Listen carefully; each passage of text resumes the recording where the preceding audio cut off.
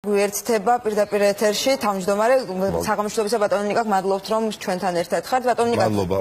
დღევანდელ აქციას თქვენ გაფრთხილება უწოდეთ და განაცხადეთ რომ ეს არის გზავნილი ყოფილი პრემიერისთვის რათა მან რუსთავიორზე შეტევა დაასრულოს მიაღწევს თუ არა ადრესატამდე თქვენი გზავნილი დიახ რა თქმა უნდა დღევანდელ აქციას ჰქონდა მშვიდობიან მანიფესტაციას ჰქონდა ორი მთავარი მიზანი ერთი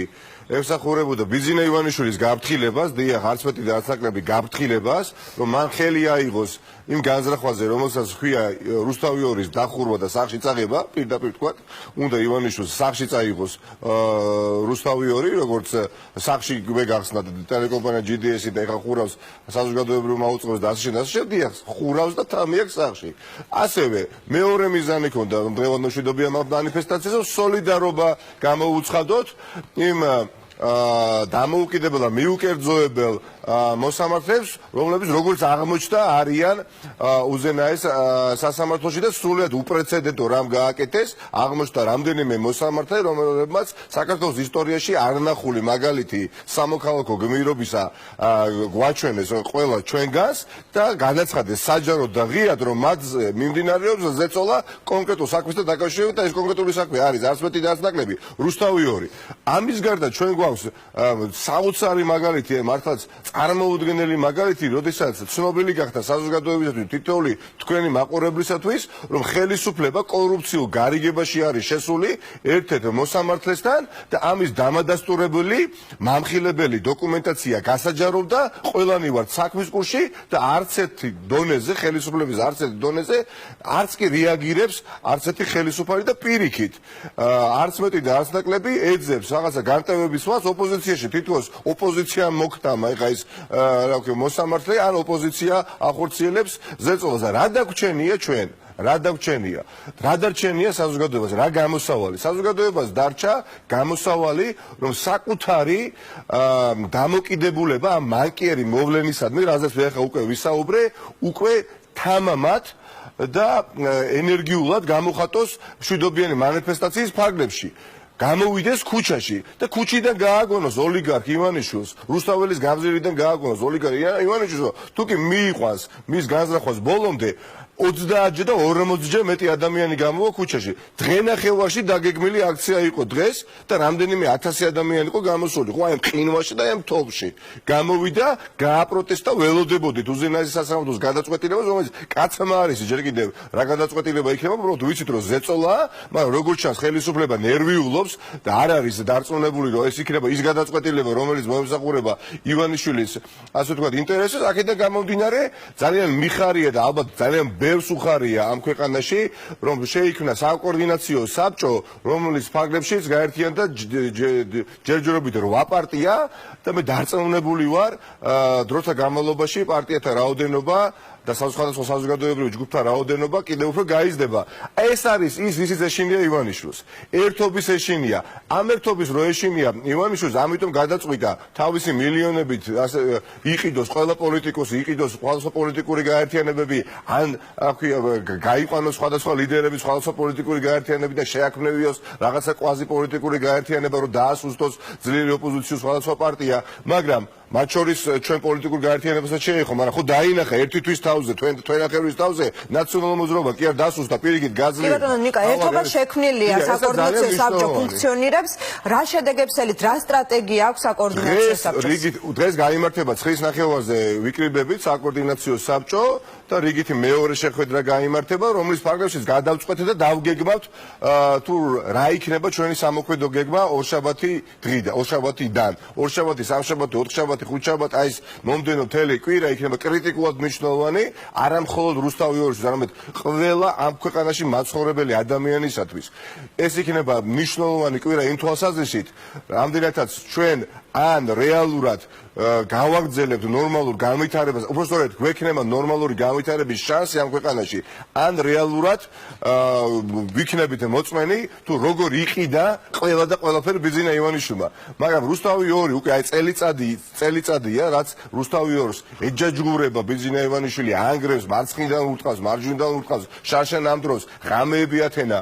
ათასობით ადამიანმა თქვენს ტელევიზიასთან და ვერაფრით ვერ გაბედა ამ რუსთავიორის წაგება. დღესაც იგივე მცდელობა აქვს და დღესაც შეუპოვარი წინააღმდეგობა ხდება უკვე მშვიდობიანი მანიფესტაციების ასე ვთქვათ ფორმატში და ბუნებრივია ჩვენ ერთადერთი გამოსავალი გვაქვს რომ მაქსიმალურად ყველანი ერთად გავერთიანდეთ. ეს არ არის ცალკე აღებული ერთი პოლიტიკური პარტიის ასე ვთქვათ საზრუნავი და წუხილი. წარმოიდგინეთ დაიხურება რუსთავიორი, არ იქნება რუსთავიორი, რა იქნება ქვეყანაში, რა დავრჩება, GDS-ი დავრჩება და ტელეკომპანია არ მინდა მათი ასე ვთქვათ სახელწოდება დავასახელო, რომელიც აბსოლუტურად 100%-ით კონტროლის ქვეშ არის ოლიგარქის მხრიდან და რეალურად ვერ გავიგოთ, ვერ მივიღოთ მოსახლეობამ ინფორმაცია რა ხდება ქვეყანაში, შესაბამისად მოსახლეობის დიდმა ნაწილმა ელემენტარულად დაკარგოს აზროვნების უნარი და ანალიზის გაკეთების უნარი. აი ეს უნდა ბიძინა ივანიშვილს, მაგრამ წარეცდება, შეიძლება მას აქვს მილიარდი, არა ერთი, მაგრამ ის ვერ იყიდის ამ ქვეყნის მოსახლეობის მთავარ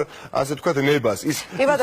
ბატონო ნიკა, იმ გარემოებების გათვალისწინებით, რაზეც თქვენ უკვე ისაუბრეთ, ახსენეთ მოსამართლე ნაზღაიძის სკანდალი და მის მიმართ მმართველი გუნდის დამოკიდებულება, როდესაც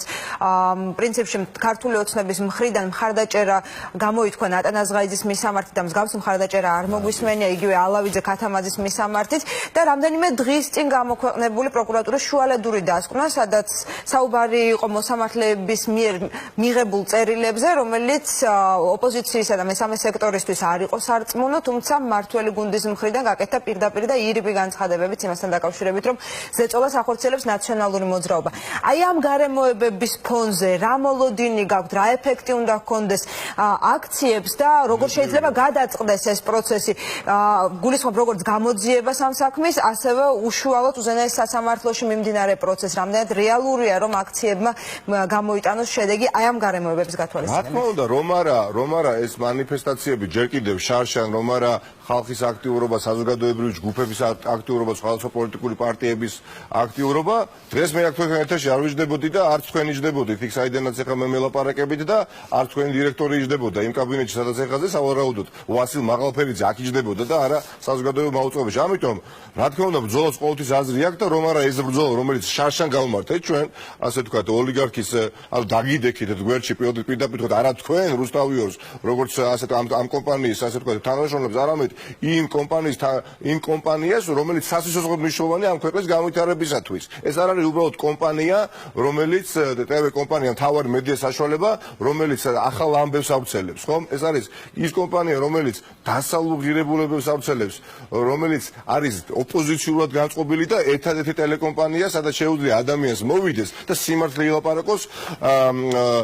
ხელისუფლებაზე, ანუ ბიძინა ივანიშვილზე. ამიტომ მიმაჩნია ის რაც მოხდა, რა მოხდა მარტივად წარმოიდგინეთ, დედაქალაქის მერიამ 1 მილიონი ლარი მიცა ნაზღაიძეს, მოსამართლე ნაზღაიძეს ოჯახს და შესაბამისად ამ ქალბატონმა გამოიტანა განმარტყუნებელი განაჩენი რუსთავიორის საწინააღმდეგო და ეხლა უკვე გუშინ გაირკვა, რომ თურმე პროცედურულადაც და არა მხოლოდ კორუფციული სქემა, ასე ვთქვათ, გახდა საჯარო საზოგადოებისათვის, არამედ ის კორუფციული სქემა თაღლითობით არის გაკეთებული,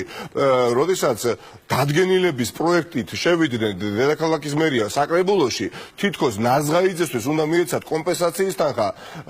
რომელსაც ჰქონდა 1700 კვადრატი ყიფშიძის ქუჩაზე და აღმოჩნდა, რომ იმ წუთისთვის, როდესაც დედაქალაქის მერია საკრებულოსგან ითხოვდა დადგენილებას, მაშინ ნაზღაიძეს საკუთრებაში ეს მიწა აღარ იყო, უკვე იყო საქართველოს ბანკის. რეალურად ქართულმა ოცნებამ თავისივე დეპუტაციას მიაყენა შეურაცხყოფა საკრებულოში დაუმალა მთავარი რამ. ნაზღაიძეს ქონება გაასაღეთ საქართველოს ბანკის ქონება გაასაღეს როგორც ნაზღაიძეს ქონებად და ბუნებრივია ნარმანიას ადრე თუ გვიან მე ხა მართლა არ ვარ და ხშირად აღარც მინდა ამ ადამიანის სახელი და გვარი ვახსენო, მაგრამ როგორ აუარო გვერდი ამ ფაქტს. ადრე თუ გვიან ბატონ ნარმანიას აუცილებლად მოუწევს ქართული მართლმსაჯულების წინაშე წარდგენა, იმიტომ რომ მე მაგალითად რაც ამ ქვეყანაში ვცხოვრობ და რაც პოლიტიკაში ვარ, არ გამიგია მსგავსი კორუფციული სქემის შესახებ არც ერთ ასე ვთქვათ მოცემულ პერიოდში. მსგავსი რამ უბრალოდ არ არსებობს, მსგავსი ანალოგია არ არსებობს და ამ ყველაფრის ფონზე, როდესაც გამოდის ქართული ოცნების სხვადასხვა ლიდერი და სოლიდარობას უცხადებს ნაზღაიძეს კორუმპირებულ მოსამართლეს, ნუ რა დარჩენია მეტი ეხა ბატონ ივანიშვილს და მის მის ხელისუფლებას ახლა გამოვლენ და სოლიდარობას გამოუცხადებენ მიუკერძოებელ დამოუკიდებელ მოსამართლეებს, ბუნებრივი არა. ამიტომ ნათელია ყველაფერი ხელის გულზე დევს და ერთადერთი ძალა და ერთადერთი საფრთხე რაც რეალურად დისკომფორტს უქმნის ბიძინა ივანიშვილს არის ხალხი. ხალხში არის რეალური ძალა და ჩვენ ამ საკოორდინაციო საბჭოს ფარგლებში დავგეგმავთ მომდენო კვირის სამოქმედო გეგმას და მოსახლეობასთან შესაბამისად ვაცნობთ. გვადლ ბატონო ნიკა მელია საუბრობდა კურიერის პირდაპირ ეთერში. უზენაეს სასამართლოსთან მიმდინარე აქციის პარალელურად მედია თავისუფლების